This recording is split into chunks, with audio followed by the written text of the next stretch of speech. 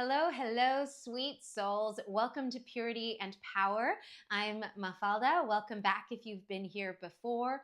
On this channel, I dive deep into all things spiritual awakening, higher wisdom, divine embodiment, soul remembrance, and healing. And this is without shying away from the real work and without shying away from the shadow and all these aspects that we were taught and encouraged not to look into because they hold very important keys to our liberation. So without further ado, in this video, I will be discussing a very complex topic. This is a nuanced issue. I'm going to be discussing addiction and how it relates to the topic of power, as well as death and healing and spiritual awakening in general. And I do want to preface this video by saying that this is a vast issue that has many sides to it. So it's impossible for me to cover them all in one single video. So I am going to offer you some insight that I hope will be helpful. But of course, bear in mind that there would be so much more to say, and this is an issue that simply cannot be solved in a YouTube video. So I just encourage you, if you're dealing with this type of issue, to seek out guidance, support, help in whatever way you can to overcome these issues. So let's begin. Addiction is a very complex issue, like I was saying. And addiction exists on a spectrum. We tend to think of it as its most extreme expressions. So when the issue comes forth and is expressed in its most extreme form, and that would be heavy drugs, gambling, alcohol, to extents where the person really puts their own life and livelihood in danger. And although, of course, that is addiction, addiction can express itself in milder forms too. Addiction exists on a spectrum, like I was saying. And addiction can also be thought of as addictive energies or addictive behaviors. And when it comes down to it, what we know from a mental and emotional health perspective through practitioners like Dr. Gabor Mate is that addiction is inherently linked to trauma. And this is something that I stand by. It's something that I have seen in the cases that I've come across and that I've come in contact with, and in my own experience as a trauma survivor. There is always absolutely a core, a root of trauma when it comes to addiction. So we know that already. Trauma, what it does is it fragments our psyche and it fragments our soul, and we exile bits of ourselves that are too painful, the bits that absorbed the shock of whatever it was that we were exposed to, whatever traumatic experience. And that leaves us feeling empty. It leaves us feeling fractured. That feeling of being cut up into pieces is the opposite of wholeness, which is the truth of who we are. That's why healing is a process of remembering our wholeness, of coming back to unity, of soul retrieval, of taking all those bits of ourselves that we exiled, that we fragmented, and bringing them back in love. And that requires feeling the pain that those parts of ourselves are carrying. that's not a pleasant process. That's uncomfortable. So that's where addictive behaviors and addiction really comes in. We're left feeling empty. There's a void. There are holes within our psyche that we yearn to fill. And because we've been cut off from our sense of divinity within through the trauma, we go and we seek for that outside. So, addiction is at its core a mechanism of looking outside of ourselves to find whatever substance or whatever behavior, whatever that looks like, to fill that void within, or to numb the pain of feeling empty, of feeling fragmented, of feeling fractured. It's a temporary hit that our minds can latch onto to avoid having to face the pain of fracture, the pain of separation, if we're going to look at it from a spiritual perspective. And so we engage in these obsessive compulsive loops of behaviors to try and cover all those feelings of pain, of unworthiness, of unlovability, of there must be something wrong with me for feeling this way, for feeling this much. And if only I get that hit of something, then this feeling, this emptiness, or this pain will go away. So you can see how trauma absolutely lies at the root of addiction, but when we see it through a spiritual lens, we take it even further. So now let's go a little bit deeper, beyond the personal level. When we look at humanity as a whole, and we look at the state that our world is in, most of us who are sensitive can see that this world is not conducive to our highest expression. It's not conducive to our true nature feeling free to express itself. And so it is quite complicated to force yourself to live a life that is disconnected from who you are. And so that's why addiction is so pervasive and so prevalent in our society. And we see that again in a myriad of ways. It's not just alcohol and drugs. It's, for example, our addiction to the dopamine hits of the scrolling and our devices, for example. It's also mental loops and behaviors. There's an addiction to relationships as well, trauma bonding, as well as emotional addiction, for example, to certain dynamics that feed a part of our victimhood, for example. So this is a spectrum, and it exists in a variety of ways, like I was saying, and it's just very pervasive, very prevalent in our world today, because we need these coping mechanisms. And yes, addiction in a way is a coping mechanism, or it'll manifest in different ways, but addictive behaviors are coping mechanisms to cope with the fact that we live in a world that is not geared toward our own empowerment and our own connection with truth, love, freedom, and our very essence, our very nature.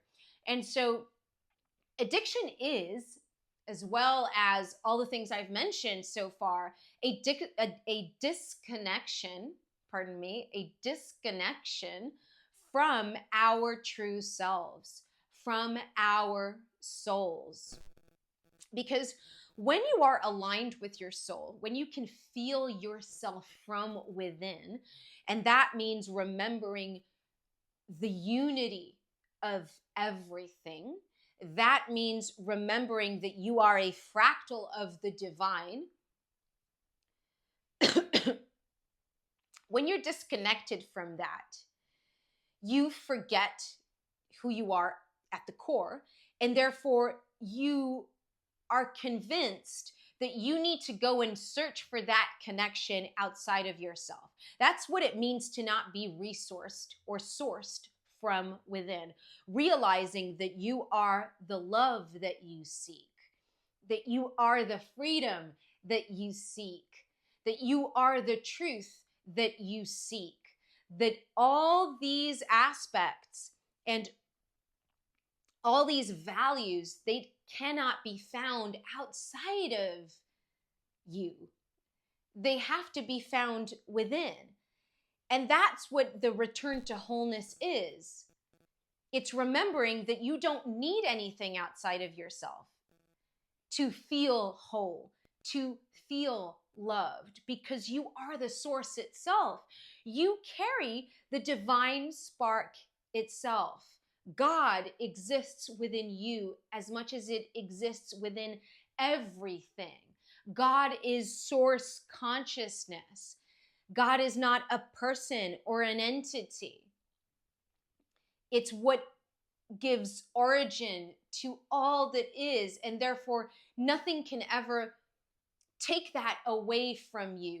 And so when we're talking about addiction, we're talking about a disconnection from that truth, a forgetfulness, a slumber that we're in, that we live in a world and in a way that projects that onto the outside.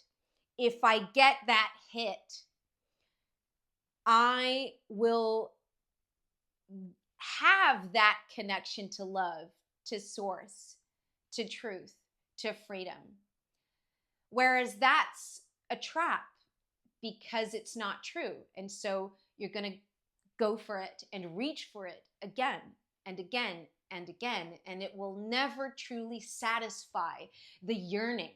It will never truly fulfill you. And it's a never-ending cycle, a never-ending loop.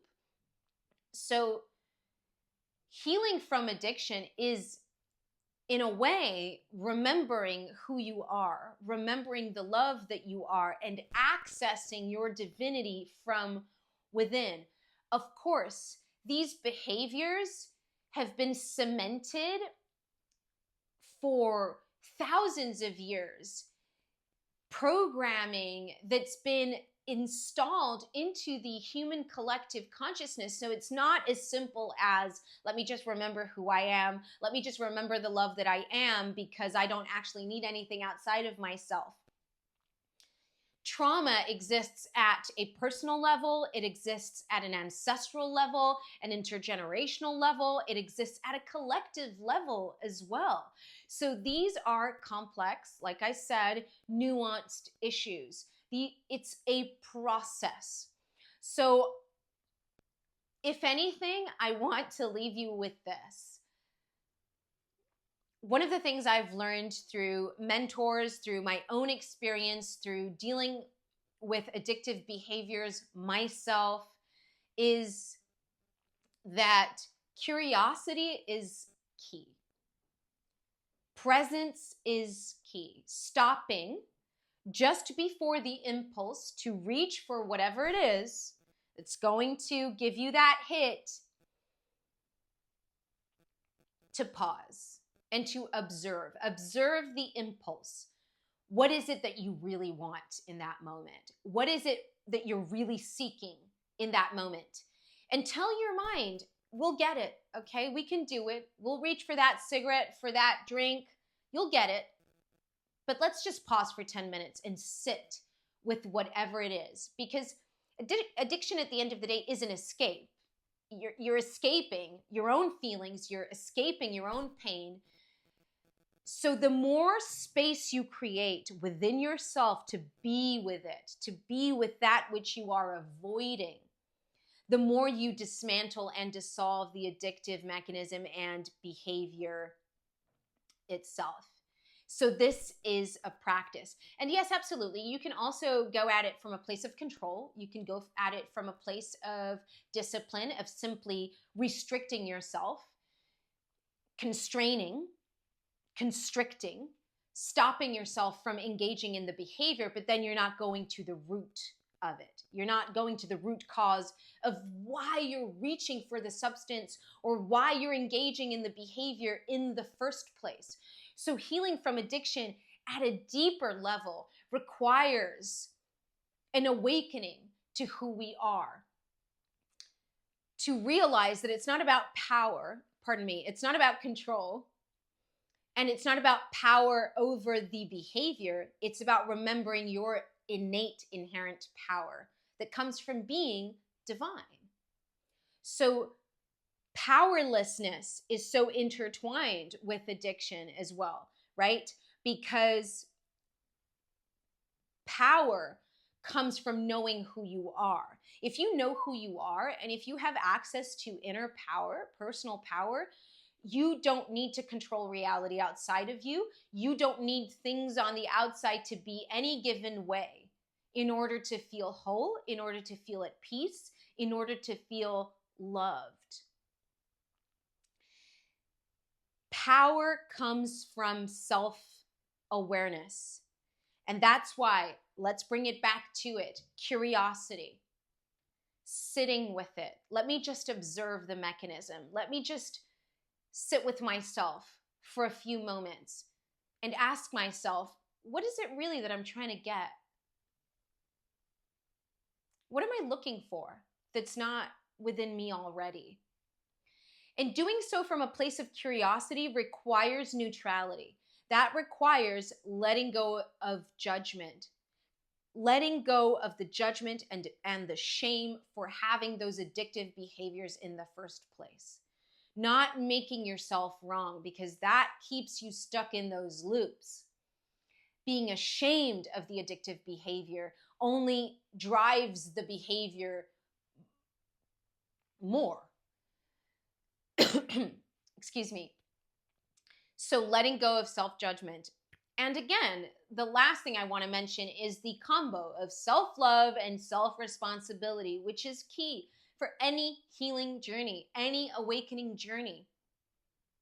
Loving yourself and being responsible for yourself. This isn't about coddling yourself. This isn't about victimhood. It's about taking responsibility, because taking responsibility for yourself and your actions, your behaviors, is what allows you to come into that power, knowing that you can, because you're accountable, because you're responsible, but loving yourself through it, knowing that you are unconditionally worthy, unconditionally held, and unconditionally loved by the divine itself. No matter what trauma you suffered, no matter what wounding you carry, no matter if the people in your life that were supposed to have loved you, that were supposed to have cared for you, are not doing that. No matter if you've been abused. And yes, that's a process, and that does require healing, and it requires guidance, and it requires support. But most of all, it requires that you show up for yourself, that you remember that your life is worth living, that you have a right to be here, that you are not more or less than anyone on this planet. So with that, I just leave you with that one. I hope that this video unlocked something in you. Please do let me know in the comments if it did. And don't forget to like and subscribe if you resonate and if this is speaking to you.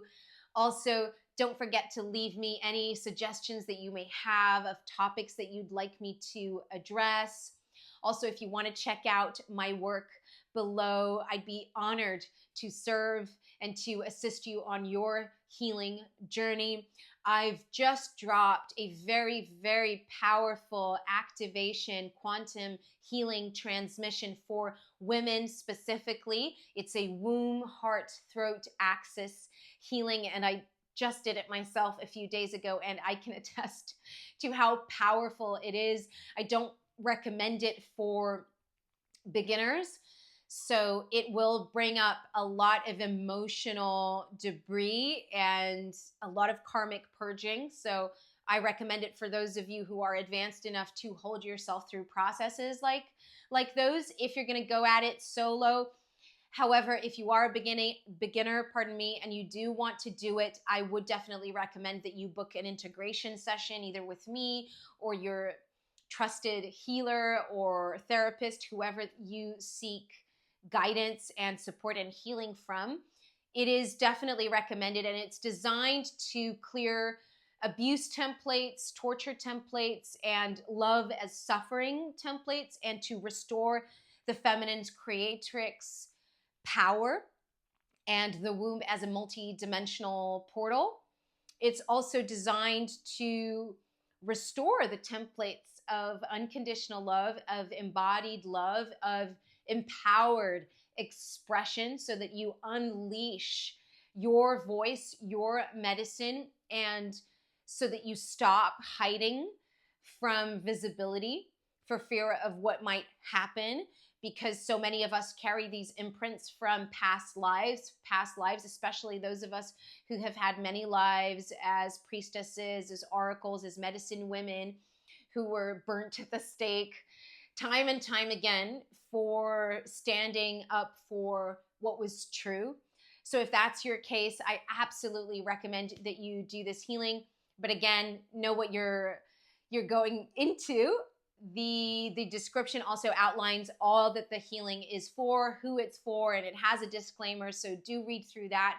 But do get it if you're interested in doing something like this. We're in Leo season at the time, so it's the perfect time to do it. We're approaching Lion's Gate. It's an incredible time to do womb, heart, throat healing. And yes, stay tuned for more. Thank you so much for watching, and I hope to be with you again very, very soon to dive even deeper into the topics of awakening and healing. Thank you.